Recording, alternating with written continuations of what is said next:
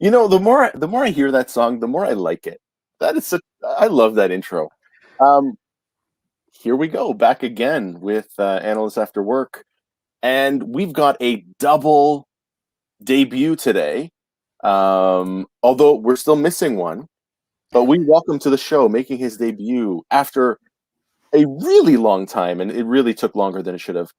Yeah, exactly. Stéphane Bonsuet, and I hope I pronounced that correctly. You did. Welcome to the show, my friend. How are you?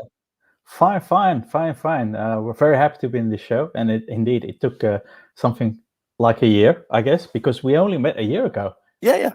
It feels so much longer, but it's only a year ago. So it took a year for me to get on the show, and I'm happy to be here. Yeah. I'm thrilled to have you. Yeah, we first connected probably at the beginning of the pandemic. Yes, indeed. Yeah. Not that it was because of the pandemic, but we just connected. You through never LinkedIn. know. You never butterfly effect. You never know. Fair enough. But so we connected, and then it was. I think we had chatted about, and this is going to get controversial. We had chatted about anytime you want to come on the show, you're welcome. And then it just sort of went away, and we never talked about it. And then I get a note one day saying, "All right, it's been a year.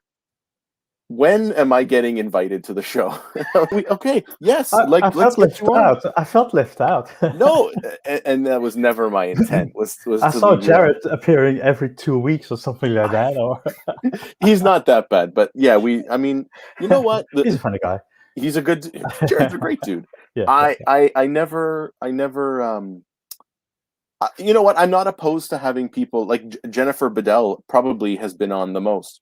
I don't know, and I don't know if you know Jennifer, but like I think she's been on. There's 42 episodes. She's been on like 10 of them. You know what? I don't care. Like Jen's awesome, but I'm thrilled to have you here, and I'm excited to be here. And I know that you've seen a couple episodes, so you know what's coming. What are you bringing to the party today, my friend? Well, I've got 2 drinks, to be honest. Okay. So I don't know if it's controversial here, but I've got 2 drinks. The first of them is the boring one, which is agua. Yeah. Agua, yeah. Yeah. So you can't stay hydrated with only the other stuff, and the other stuff is something. Yeah, it doesn't. I don't know if you would recognize it. Have a smell. Have a smell. Have a smell. What do you think? It looks sort of brandy-ish. Yeah, you're close. Yeah. It's not in the correct glass. I'm here not at my own place, but it's not in the correct glass. But it's cognac, and well, I will show also the container. Cognac. Yeah. Very nice. And I've looked it up because I bought this bottle when the pandemic started, and I've got this relationship with a Dutch girlfriend. So I live in Belgium and she lives in the Netherlands. So hey, calling here from Europe. Hi. Yeah. Across the ocean, my friend. Across the ocean. Yes. And we live in a lad relationship where we only stay together normally during the weekends. But in the pandemic, I was here because we were supposed to go to Canary Islands, to Gran Canaria on holiday. Yeah. And we were there at the airport. Our plane was there 20 meters away from us, waiting for us, and the flight got canceled. And I said, is it because of the pandemic? No, there's something with the airport of Gran Canaria. And so I was like, okay. Only to find out 2 or 3 hours later that Spain was closed completely. That was so. Luckily, we didn't go because the day that we would depart, would leave, restaurants were still open. The day after, restaurants were closed, and we could only stay on our balcony. We could only go purchase food in the supermarket. Mm-hmm. We would have had a holiday that we had to stay home, and there were no flights going back anyway. So luckily we didn't get that. So, well, then we said, okay, we're doing a staycation for 1 week. And instead of being 2 weeks, I'll return to work and after 1 week. Right. During that week, Belgium closed the borders between the Netherlands. Well, all the borders. So I was stuck here. And then I bought myself this bottle of cognac. I says, I need something I need something to have here, and I went to this booze store. Yeah. And I said, like, I like cognac, but sometimes it can be that harsh, and so I got stomach problems. But I also had a few ones that were so soft. What's the difference? So, well, he gave me a whole explanation, and I have to do that story. So cognac, it's coming from a region in France, the Cognac region, which is whatever it is. And it also covers the Champagne region, so cognac is only when it's brewed in the region. Right. And Champagne can only have that name when it's made in the Champagne region in France. Right. So, and there's an overlapping region, and the soil is very particular. Cognac is made of white wine. Okay. Yeah.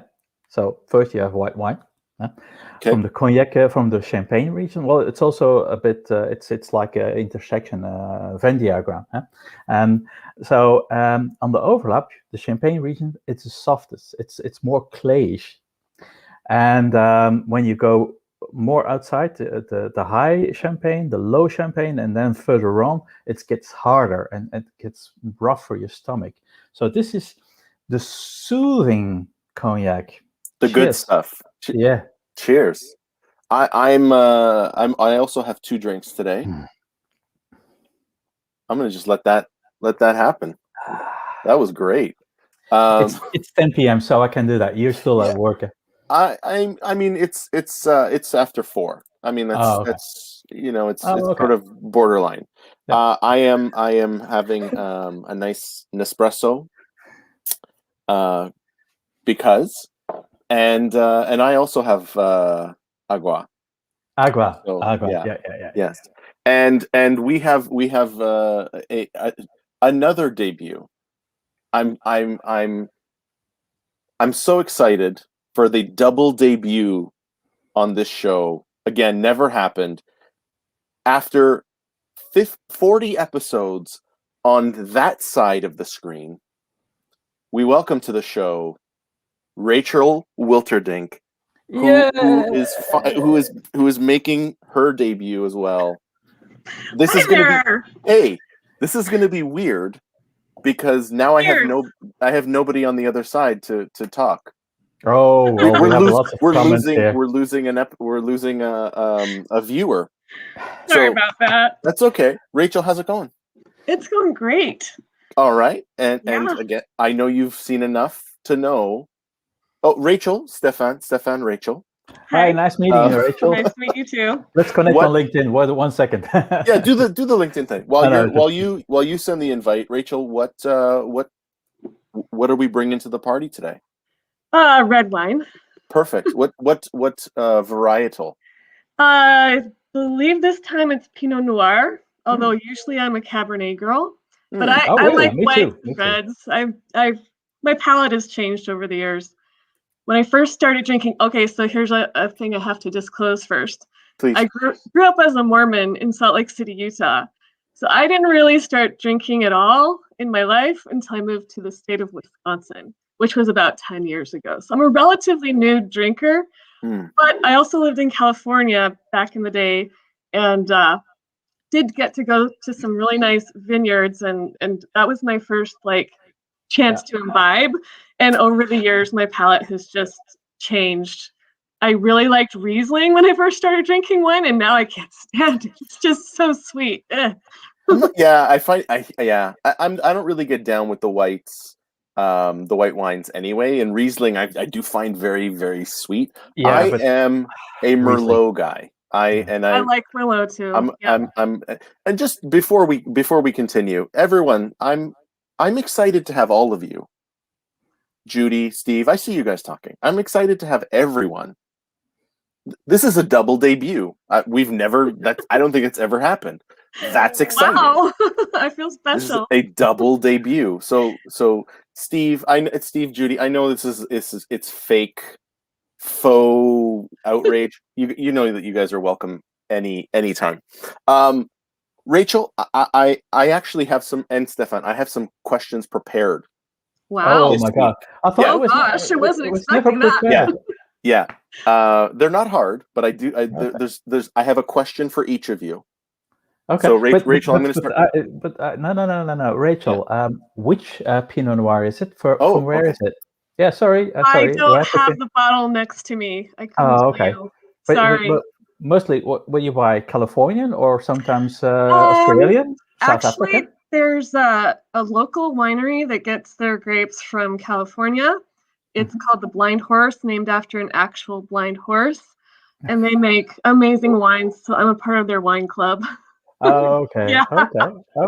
okay. I've been to California a few times, and I also did sighting in Napa Valley, and Yeah. and the Riesling. Oh, sorry. Before we go to those questions, the Riesling. So I was there with a few colleagues because I was there for work Mhm. from Luxembourg. I was working for a Luxembourgish company, and their accent is very. Listen very carefully. I will only say these ones. It's very strong French accent, and this guy is like, you're from Europe, you're French speaking, and they said yes, we are French speaking, yes, that's for sure. Oh, but well, I've got something special for you, and I've got a Riesling. Last year we had a few days of frost, and that is what you need for Riesling. So this year we have a Riesling, and so it's like, well, normally I never show that to people, but have a taste. My God, that was sugar water. That was so sweet. That was awful. And I said, like, and he was so proud. So we had to pretend like very, very, very, very special, very particular. And I have never drunk a Riesling like that, because, and if you drink a Riesling from a German or in Germany, they have a few Rieslings that are not so sweet, but when drank cold, like, oh my God, this is like an angel doing her stuff on your tongue. Yeah, I don't know how you call that in English, but Pretty good. it is. It The is Europeans, so, man, they got away with words. yeah. Well, yeah, even in English, Yeah. which is not my mother language. Just saying, there's an eloquence there that's just chef kiss, beautiful. Okay, shoot with your question. No, that's fine. You know what? And then I want to come back to what you were saying about vacationing in Spain, because I've had that experience as well, even before the pandemic, where it was like we went one year to Barcelona, and in August, and you know, and we travel to Spain every couple of years. It was closed. Like you would go to a restaurant and find that it's been closed. Like, even though on the website it says, yeah, taking reservations, they'll take your reservation. They just won't be open when you get there. And so I was like, how does, like, in August, everything was shut down. We would go to like restaurants down the street. We were staying in a hotel there, and it was like, yeah, we'll see you in September. We're taking the month off. Everybody goes on holiday. I wish we had that here. Yeah. Honestly. Mañana. Está. Bueno. So Rachel, I'm going to start with you. I have one question prepared for you, and then I'm going to ask. Yeah, ladies first. Always. You have been viewing this show. You've probably been here since the beginning. Not quite. But basically. Yeah. So here's my question. Why? Why? I love seeing other people, and I'm starved for social contact. Okay. And you don't get out much because of COVID, and this is like a breath of fresh air to me. It's like going to church on Sunday if you were a churchgoer. It like resets you, it reinvigorates you, you feel connected to your peers. So that's why. You know what? I was not expecting that answer. What were you expecting? I don't know. I don't. I didn't. Well, like any good analyst, I asked the question not expecting an answer. So that was much. That was. You know what? I may have to rethink some things. Okay. Yeah. Okay, now I have a question for you. What Yeah. might you think? Uh, What did this answer do to you? What do you need to rethink now? Well, first go to the feeling. What did this answer do to you? you know what? It's look. there's a little water. I'm a little Aw. watery. Um, Okay. okay. You know what? I will be very. You know what? Here we go. Here's. Wait a second. I asked the questions here. Yeah, turning it Since around. when? No, Since when? it's the I have sequenced the end. Oh. I have thought through what the end of the show, and this is like the first time I'm saying this out loud. Sorry, second time. I had a conversation with my friend Columbus Brown, who was on earlier episode. We had a talk yesterday, and I let him know. I've sort of thought through where the end, where the series finale is. Although, you know, one of the things that I was fascinated with, and I was going to tell this story. This has really screwed my timeline up. One of the sort of things that I was going to share in the what would have been the last episode is, going to Spain and being fascinated by the concept of siesta, and how you can go to, and it's not the napping part, because it's actually not napping. It's just it's so hot, they close stores, and sometimes those stores reopen and sometimes they don't, because they're like, you know what, we're just, and so it was that thing of, I'm gonna take a break, I'm gonna stop, and if it hits me enough that like I miss it, or there's enough sort of, hey, when's the show coming back, then it would have come back. But I'm at the point now where I do need a break. This cadence is killing me. Like every week is a lot. But what you just said is making me rethink that, because if it's delivering some value to people, and like, Here's an idea for you, Vince. Why Yeah. don't you look for guest people to host, so you don't have to do all the work, and Oh, then wow. you can just be a participant sometimes. Spot on, Rachel. Share You know the what? love. I love it. That would you know what? And there's some ideas coming in. I like Hans had a But you did every that other in- week. I You did started that. that. Yes, you started Yeah, that. I started that, and then I just sort of gave myself over to other people's schedule, and just Well, it just you became. you gave away your cadence. Yeah. So, anyways, this is about 8 episodes earlier than I was going to share this, but Aw. Well, hey, but no, hey, you know sorry. what? There's nothing to be sorry about. Of all the things, I think I try to be is honest and vulnerable and just open, and so that's the truth. If you hadn't asked that question, or sorry, if I hadn't asked you the question, I wouldn't have said any of this until episode 50, which was the planned series finale. And I mean, 50, that's a way to go out. So, all right. Well, this has been the end of Analysts After Work. Oh no! Well, I'm just I'm very gonna honored close to my have been screen part and of the cry. last show. Okay. Until we can meet in person someday at a conference again, for sure. This is For sure. like the next best thing for me to like socialize with other, business analysts and other professionals. Yeah. Thanks. I try, Amy. I try. It is. Oh dear. It is Hi, exhausting. Hans.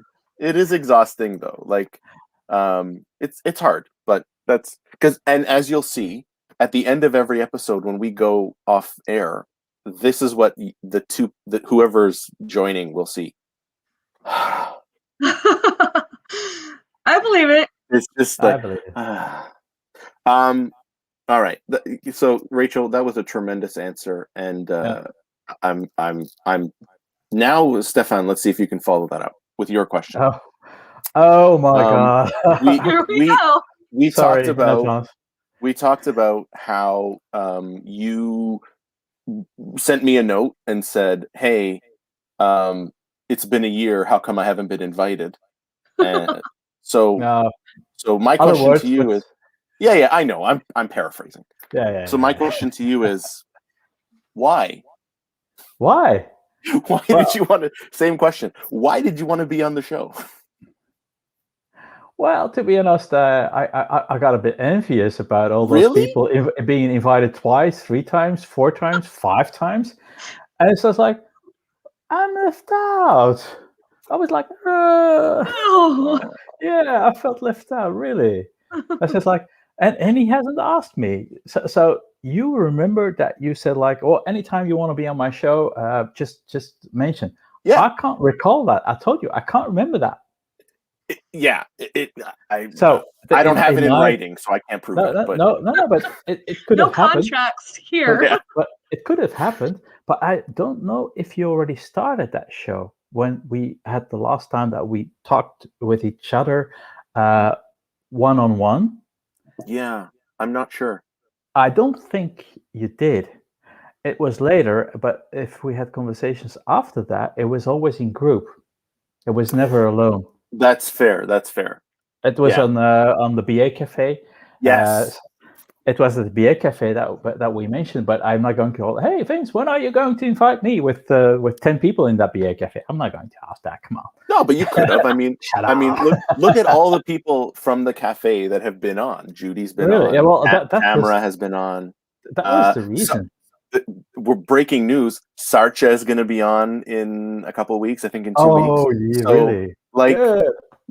like we're just bringing the love to the BA Cafe, because that was. I mean, just I was fortunate enough to be able to join on Friday, just because it was spring break here in Ontario. My kids didn't have to be up early, so I was able to join in for a bit, and then they woke up, and I had to go. But that was the kind of thing, and I still love that you called me out way back. I think that was when we were first having conversation. We were just chatting. It's like, oh yeah, the BA Cafe. I wish I could join. It's a little early, and you're like, Jared's there, and it's 4:30 for him.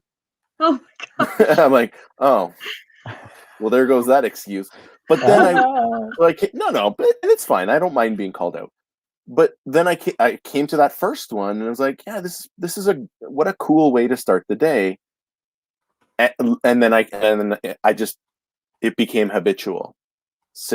I would wake up, I would take out my garbage, because Friday's my garbage day. Go take a shower, and then I would be on basically by about 7 o'clock my time, which is about, I guess, 1 o'clock in Belgium or in Brussels. So yeah, it was a great way to start that Friday. So yeah. Anyways, and it looks like yes, we've got some remembrance of that day, and just showing up and being called out, and that was cool. Yeah. Anyways, okay, well, I don't have any other questions, so I'm gonna turn it over to, as Hans suggested, the ghost hosts, and I'm gonna take myself out of the stream. Oh dear. Sorry. Whoa. Oh yeah, I have a Rottweiler and a French Mastiff, so they're protecting me from the big bag mailman who comes at exactly the same time every day. Right. Not the strange Canadian and the strange Belgian that are on the screen. No Belgian Malinois. Okay. No Italian Mastiff. Sorry. Well, okay, that's fine. We've got an old German Shepherd. I don't know if you've known them, the long hair, the ones. Oh yeah. Yeah, cool dog. Yeah. Yeah. So we are a year plus into this thing. What's how are you feeling? Maybe we'll just let's just get real. Like, how are you feeling? emotionally, mentally, physically fatigued, tired of it, you know? Just want it to end and go back to normal, and it doesn't feel like it's ever going to. Yeah. That's why I love this. Like, that is, again, my reason for this. Sorry. Like, I just, yeah, we're all social creatures, right? We need to have that kind of interaction, and without having like real conferences to attend, well, serendipity aside, where you're encouraged not to attend the sessions and to actually talk to the other people. Right? Right. Yeah. But honestly, yeah, I'm going to my therapist on Monday because I'm done.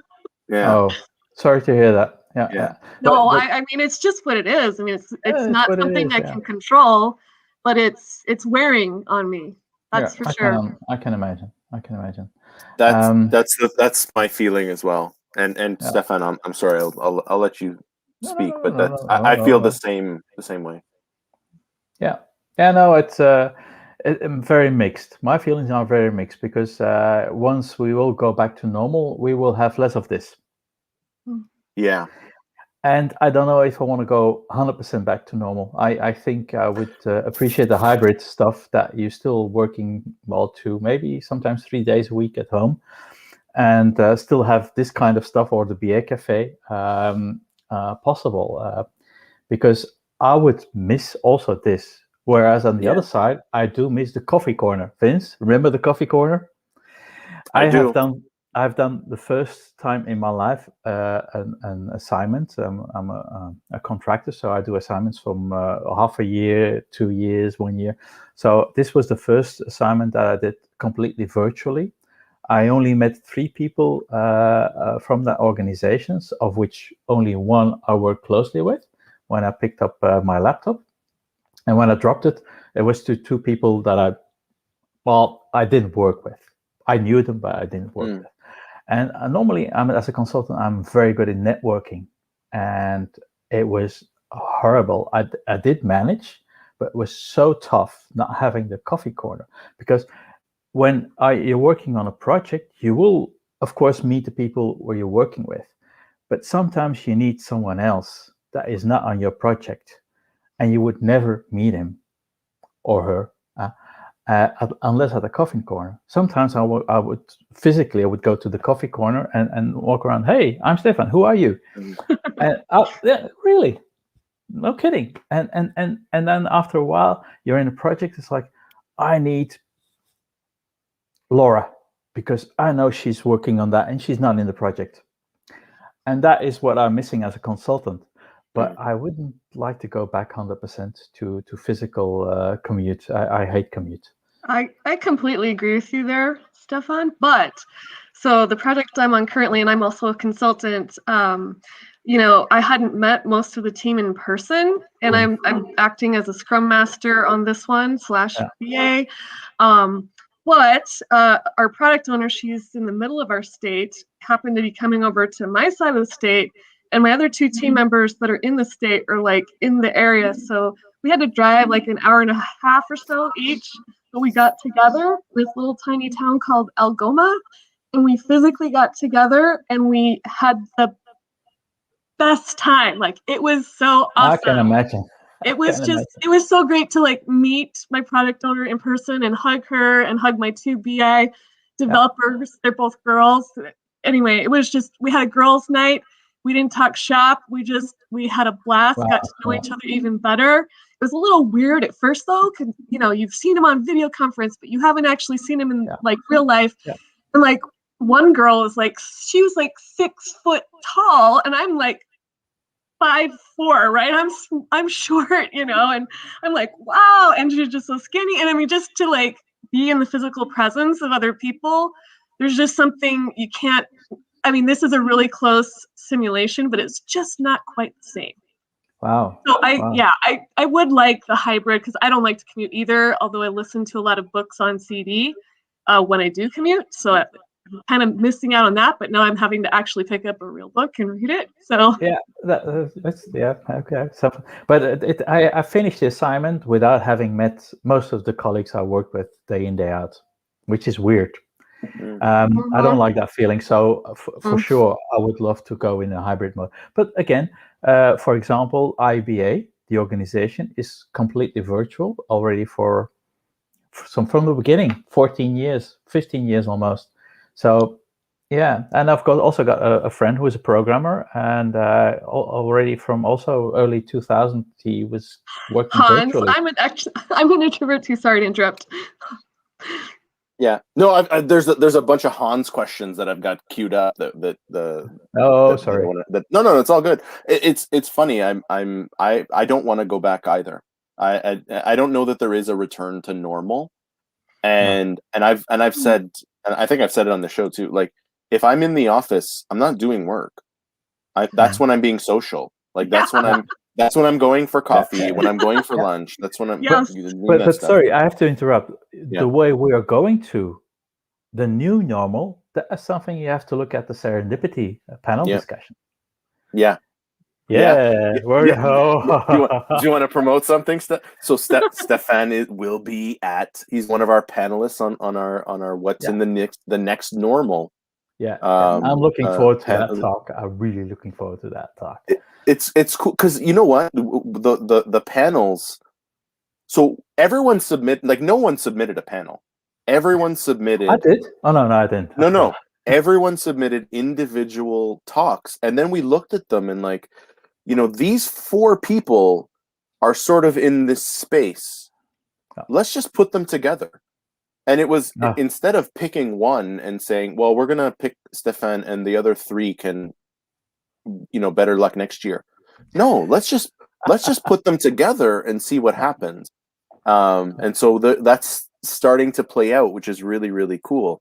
But yeah, I love the panel idea. In fact, I'm going to do that for my IIBA chapter in one of the upcoming chapter meetings this year. And, we're going to get like 4 different people and just have a conversation and ask them questions. And then Vince is speaking for me. And him too. We can be on the panel. Okay. Might already have some candidates, but, we'll see. It's 18 years. IBA turned 18 in March. Happy birthday, IBA. Wow.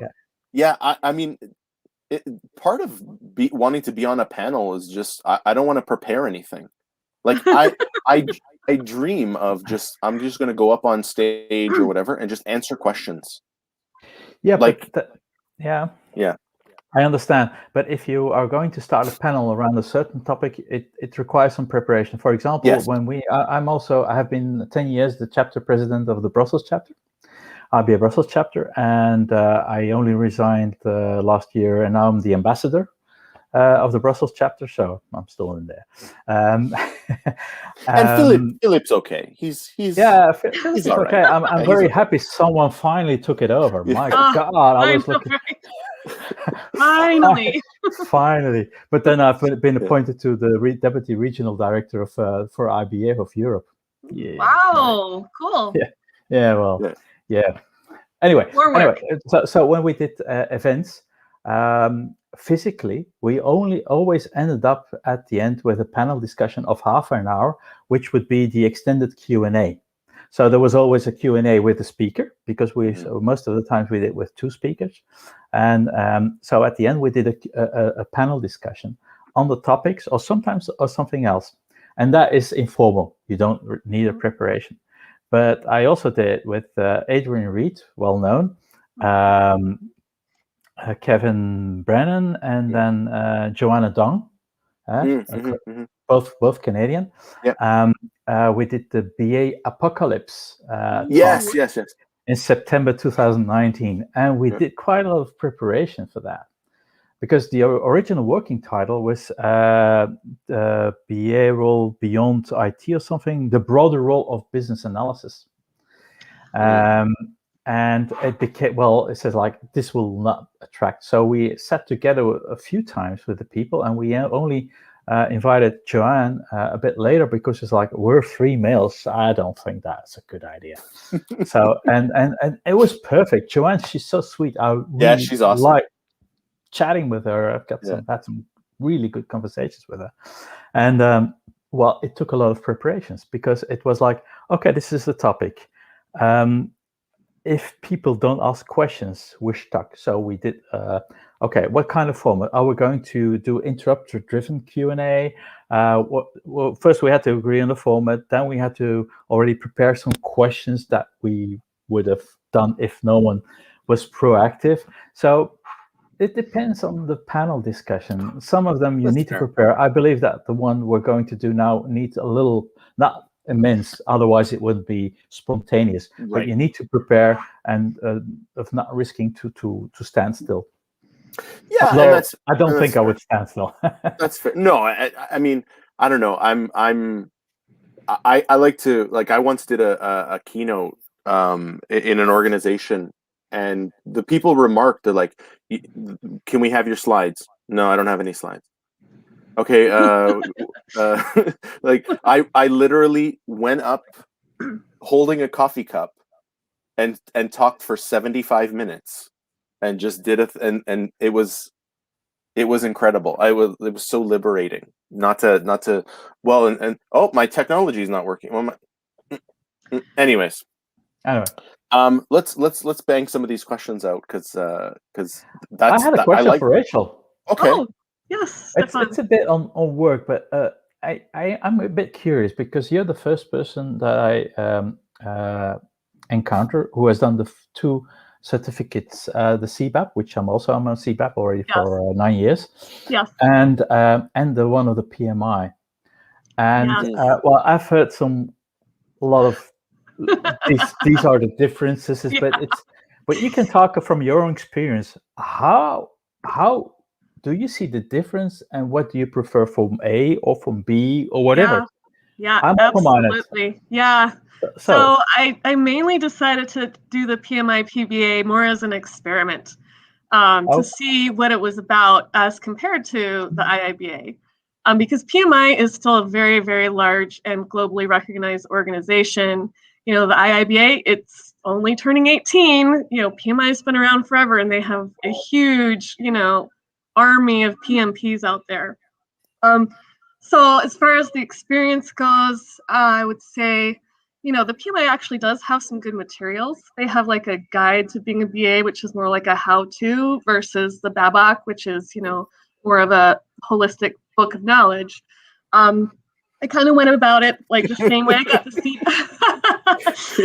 I got the CBAP first, obviously, because that's the gold standard.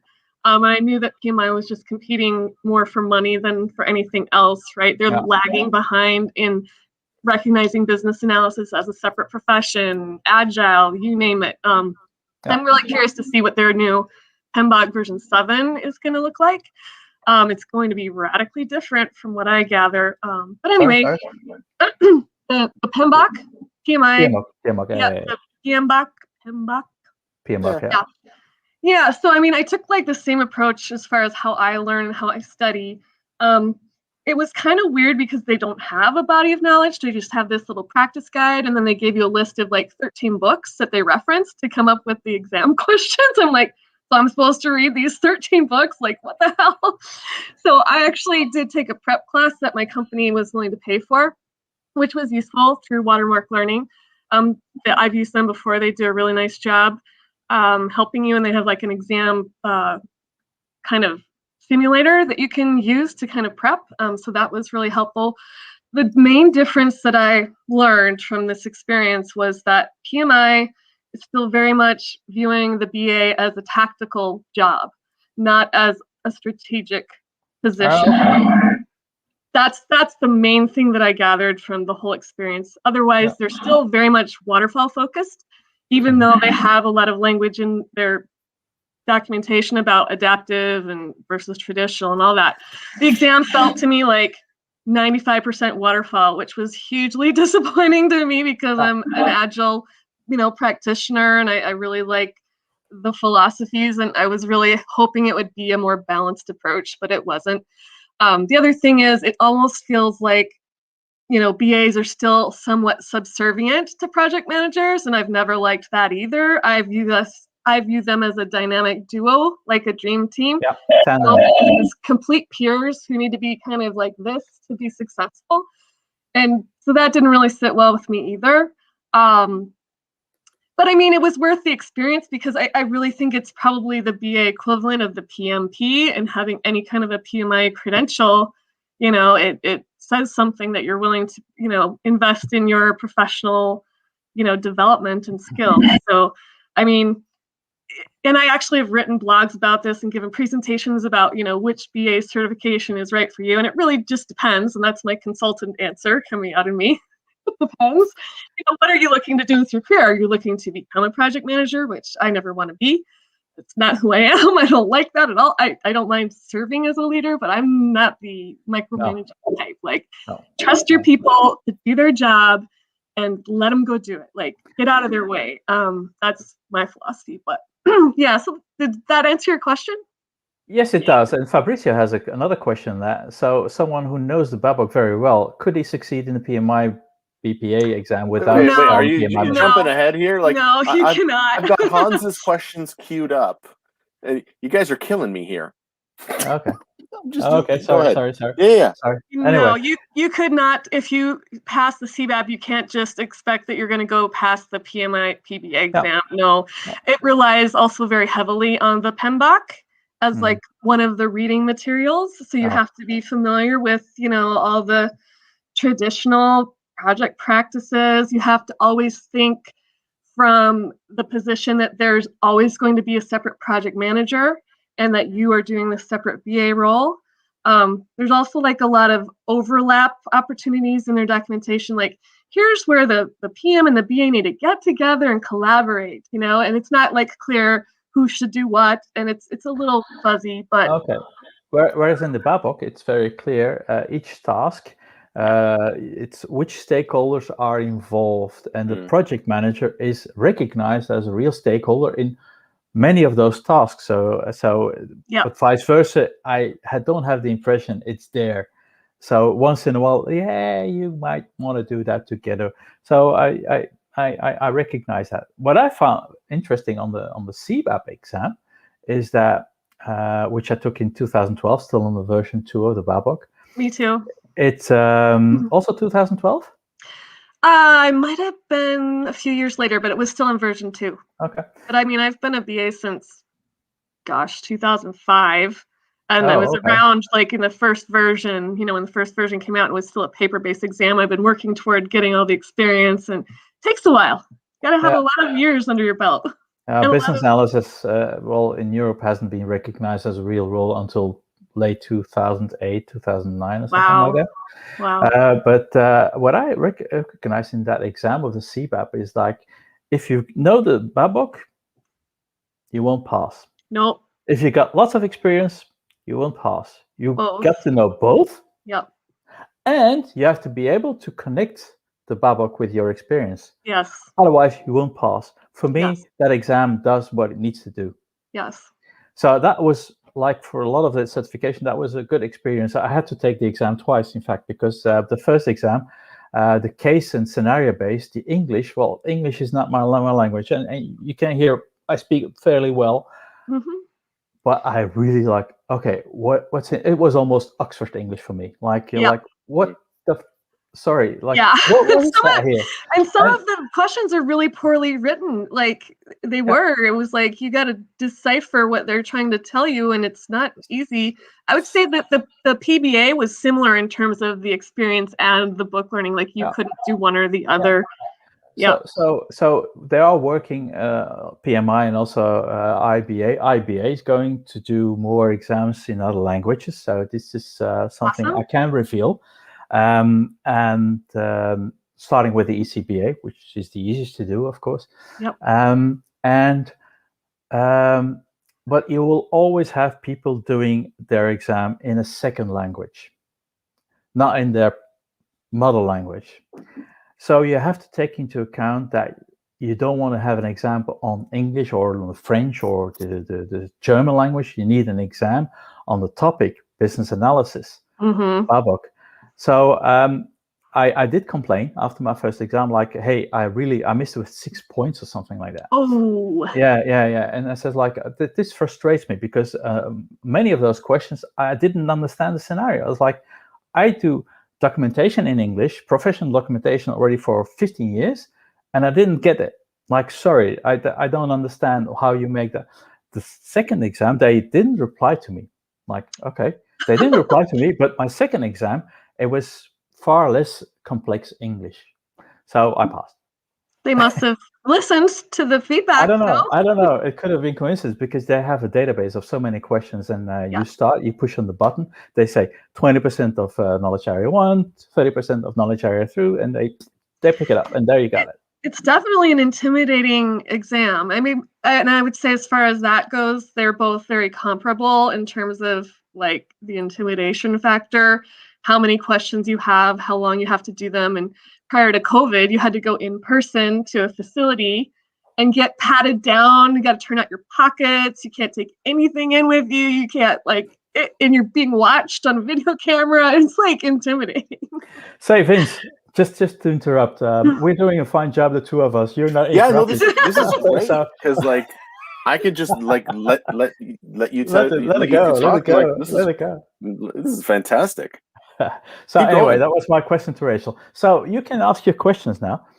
I got to go back and find them. Oh, geez, I was trying to catch up. Where's Hans? Hans's message. Sasha, Stephanie's Here we taking go. over the show. Here we There's go. a surprise. What's the first thing you want to do when you're open? And what does open mean? The beer cafe? No, I think like when this is going back to like 20 minutes ago at this point. So these were questions related to, the pandemic. Once we're open again, what are you going to do? Have a giant party with people stuffed together in one room next to each other. Hugging on each other and hug. With hugging, and lots of hugging. drinking and just like when I went to Dreamforce many years ago in San Francisco, there were like 30,000 people, kid you not, in a room, and Metallica was playing, and I could not breathe. Like literally, there was not enough oxygen in the room for all the people. I had to leave, but I would like to have a party with a lot of people and just socialize, and sing and dance and be merry. I would meet up with a number of friends with whom I used to hug. Lots of hugging. Mm-hmm. I don't need the big party that Rachel means. I can sympathize with it, but I would hug a lot of people that I haven't seen. I haven't seen my daughter since October last year. Oh my gosh, that's a long time. Yes, because in Belgium you have one hug contact, and they chose as a couple, her and boyfriend, to have a common friend of them. Wow, that's a strange rule. Well, yeah. Well, I could have met her in open air, but it has been cold this winter, so that I could have done that. But I'm only going back and forth for 48 hours to Belgium, so I'm staying here since COVID, since the pandemic in the Netherlands. So in those 48 hours, I'm going to the dentist, I'm going to the bank, I'm going to do a lot of stuff, and anyway. So I have, and my parents also since October, since they introduced that rule, I try to comply a bit to those rules. Mm-hmm. I'm not much of a compliance girl. Maybe it's because of being the oldest child. I don't know, being a rebel, I guess. Yeah. I'm the oldest too, and like sometimes I think I'm the only one following the rules. Are you the oldest, Vince? How old are you? I am. No. I mean, in of my siblings. The birth order, child. Okay. I thought here in the meeting. I'm probably in the middle because I think Stefan, I think you're older than I am, but I think I'm pretty sure about that. Okay, well, I'm probably younger than you, Vince, but maybe not. You've got little kids. Well, but I'm also You're a man. Yes, I get it. I've been told I look younger than I actually am. So. Okay. Yeah. Okay. I'm not gonna I'll disclose. I'm not gonna guess ages now. No, Rachel, you're a lady. You can go ahead. Vince, never tell my age. Give a guess on my age. I think you. Oh, okay, go. Rachel, ladies first. Yeah. I'm gonna say that you're early 50s. I won't give a specific number. Okay, Vince. I was gonna say 48, 49. Okay. Wow. Okay. In August, I will turn 56. Okay. God damn. Yeah. And good for you. And well, good genes. My parents, I'm Yeah, so yeah. grateful for that. Yeah, me too. I'm blessed. My Italian relatives, my Italian ancestors gave me really nice genes. Oh, which region? Which region? Sicily. Sicily. Oh, wow. Well, Sicily. Wow. Uh-oh. Yeah. I'm a quarter Italian, so. Back off, Stefan. Sicily. Sicily, yeah. Just smile and nod. The Cosa Nostra. Lobster, The Cosa Nostra. although I do love The Godfather. But Vince, you also Spanish. No, Italian. Italian. Italian. Also, Yeah. which region? You Calabria. Oh. Calabria. Ooh. Yeah. Also And so you beautiful. got good genes, Rachel. All I got was this hair. This is what. You know what? If I didn't straighten mine would look a lot like that, only way bigger. Yeah. Well, yeah. And you know what they say about the Calabres? We are hard heads. We are stubborn, and that is definitely applicable in my case. Mm. Yeah. Well, all three of my daughters have like ringlet curly hair, and it's just beautiful. And my dad did too. Well, it is terrible. As a mother, it was terrible when they were growing. Well, they're still growing up, but yeah. Oh, Vince, come on. Yeah. Now I'm like self-conscious about it. Like 1 year at the end of the school year, I was just so fed up with dealing with it. Yeah. I just took them to the like beauty salon and like chop it all off, all of them. Gone. I gave them like really short haircuts, and they were so pissed at me. They wouldn't let me cut their hair again for like 5 years. Yeah. I've toyed with it. The shaving. Just you know what? It's gone. It's gone. Talking about no, so go ahead. No, go ahead, please. Go ahead. No, go ahead. Shaving. I'm Canadian. I defer. No.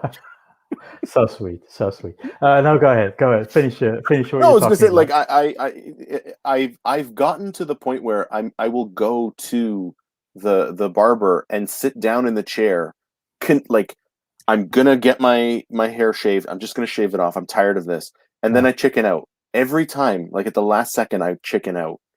And it grows back, Vince. I know. I just don't think it would be. I don't think it would be a good. Embrace the baldness. I have a big head, though. Yeah, Rachel. but shave your hair and grow goatee. Have you not seen that video? Check that out. I don't think that's a good look for me. Oh, you don't know until you try it. I don't think that's a good look for me.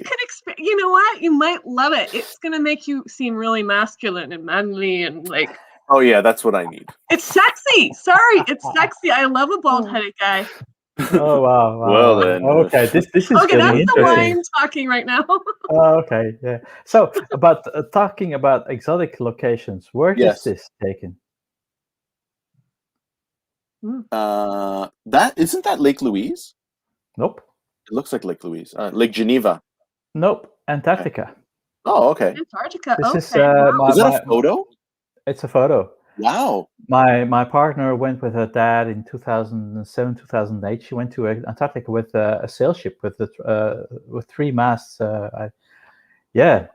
Going from leaving from Ushuaia in Argentina. And that was a really it's one of the photographs that he took. Very cool. That's father-in-law. That's a very cool. Yeah. That's a very cool picture. Yeah, well, there are better than that, but not behind me. But still, I mean, it's a photo of Antarctica. It's a photo that you took yourself. Like, that's wow, pretty cool. That's pretty cool. Traveling is something I definitely want to do when COVID is over. I've canceled all my trips. I haven't been anywhere except up the peninsula here to Door County, which is not going very far. But I would love to go anywhere other than here and enjoy the sun and. Yeah. Well, so Rachel, where is the furthest that you have been? What was the most exotic trip that you did? In my entire life, Barbados, I guess I would say. Oh wow. Wow. Yeah, that was an interesting experience. Oh no, sorry, not Barbados, the Bahamas. I said Barbados because one of my colleagues is actually living there right now, and he's coming back in a couple weeks. No, the Bahamas. It was fun. It was different. I got my hair done in cornrows, and it hurt like hell. And I had really long hair back then. Have you got a photograph of that? I do have a photograph, but I'm not willing to share it. No, Well, that, maybe later. Come on, yeah, come on. that's the Well, after show. Ay, That's ay, the after yeah. show. That's the after Okay, show. I'll Okay. have to dig it up. I mean, it was a million years ago, but got to Yeah. swim with the dolphins. Got to That's beautiful. parasail, and the water is beautiful and clear. You can see right through it. Yeah, it was a good time. Except there were also the criminal elements offering you ganja on the beach. That wasn't so fun. I'm like, Well, that's Not familiar with criminal. that term. That's, What that's is? not criminal. it's drugs, just I know. drugs. I'm just kidding. Yeah, but that's not criminal. There's And so I'm really much worse. bad drug terms. My husband used to be a cop, so he's like a expert. He knows all the like street names for drugs. You could Yeah. tell me Ganja a man. name, and I'd be like, I have no clue. Right. Oh, Amy. Thanks, Amy. And speaking of Amy is we've got speak and travel. I think the first conference that I'm planning to go to is Project World Orlando Ooh. in September, and that I think it's going to be weird because well, first of all, I don't know if I've officially been invited, but I've told her I want to be there. But that'll be my first time on a plane in a year and a half. Well, at that point, almost 2 years. Okay. That's going to be weird. Yeah. That is going to be weird. Yeah. My first physical conference will be in Frankfurt, if it will go through in September. Yeah. Well, I'll go by car. But anyway, that will be I'll be giving a workshop. So that needs to be physical, because I think the workshop I give, I can't do that with Myro or whatever. So hard. It won't so be hard. possible. It won't be possible. Yeah, I can't do. I try not to do workshops virtually. It's too hard. It's too hard. But register tremendous. now for early bird pricing. Thank you. Okay. And I'm gonna try to time my flight so that I can be there for the infamous Hans after party on day one. It is legendary. It is legendary. I've got to get a ticket to the show. How can I get there? Okay, we have a contract now, folks. I am keynoting. Oh, congratulations! So there we go. All right, thanks, Amy. I know we had talked about it, Amy, but it's just until I see it on the website, I never assume anybody likes me for anything. What is the most exotic place you went? So exotic for you, yeah. Personally. So I went to Hawaii. I spoke at the PMI PD Day in 2019, and that was the most exotic and the furthest I've ever been from me. Okay. From where I live, and but I was only there for 4 days. So Rachel's talking about I swam with the dolphins, and I went to the beach for 10 minutes. Because I was like, so I got there on a Wednesday night. I was doing a full day workshop on Thursday, which I think was just on pure adrenaline. And then I went down to the hotel breakfast on Friday and had breakfast, and then went back to my room and made the mistake of sitting down. And that's when the jet lag hit. And I was like, and I ended up sleeping until noon. I was in and out of consciousness. Oh. Where and then I just came to this point where I was like, okay, first of all, it's almost lunchtime. You should just go out, force yourself to go to the beach so that you can say you did it. How much time difference? Yeah, 6 hours. But 6 hours. It was 6 hours. But I had come from another event like prior where I was shifting time like constantly. Exhausting. And so it was weird. And so I went to the beach. I put my feet in the ocean. I put my socks back on and my shoes and went back to the hotel. I played a round of mini golf just to be up. All the way to Hawaii to do that. Well, so the day after I got back was my company golf tournament. And so I was like telling the rest of my foursome, I am either going to play the round of my life because I'm not going to be thinking and I'm just going to or it's going to be a disaster. And it was an absolute disaster. Hawaii is wonderful. I Well, love Hawaii, but yeah. when I've I was never there, I visited it. stayed long enough where I got island fever. I'm like, I gotta get back on solid land. I can't stand being like just in this small little place. It got to me. It really did. Yeah. I For me, didn't getting mind it to though. Hawaii, that would be, my Yeah. God. I first have to go to west coast of the US, and I've been once a round trip to the US. So first stop in Washington D.C., then go to California to a wedding, and then go back to Orlando, and then go back. I was so wrecked. So going to Hawaii, my God, that Yeah. I would love to Yeah, go there. it's I would love fun. to go there, but it's And this is the thing that I say to people, because like that was the trip that everyone was jealous of. Oh, you're going to Hawaii. Like it's effectively business travel. Like I'm not going and hanging out. I'm going to do something, and then I was there for 4 days. yeah. Like I that's would never do that anymore. Yeah. Not anymore. I'm stupid still. No, and also younger. So the most exotic that I went was to Jamaica, but the first that I went was to California a few times, also for work, I love and California. once for leisure. I like the round trip that I just talked about. Mhm. But no, jet lag is killing me. I can't go for 3 days to go to a conference, like for example BBC. I had to Yeah. go in 2019. And I canceled because I just had some sleeping problems, and my doctor says like, you've got sleeping problems being at home. You're not going to go to No. Orlando. So I canceled my trip. Oh, that's too bad. But And I that get was it. my first time speaking at BBC. Yes, I know. We would have met there. We would have met there. See? Yeah, but you we've know met what? each other 4 months later. It's 5 fine. months It's later. fine. Yeah, it's fine. It's fine. It's okay. It's okay. Guys, we're actually over time. Yes. My God, is it This already hour finished? this hour flew by. Oh my God. I know. And It's and fun. this It's has so much this fun. has been it has it this has been interesting.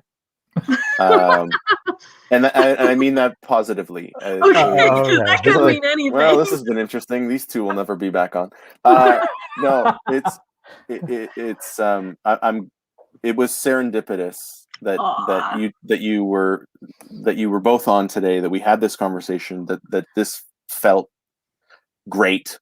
Rachel, And, great meeting you. And Rachel, Rachel, great meeting you. I can't believe it took 40 episodes to get you on, but you are both welcome back anytime. Any parting thoughts that you want to leave the folks that are joining us today with? Find a way to keep this spirit alive, even if you decide to throw in the towel, like pass the baton to somebody else who has the energy and the time. No. Why not? It dies with me. Yeah, well, Vince, make it once every 2 weeks, like I think Hans proposed. Yeah.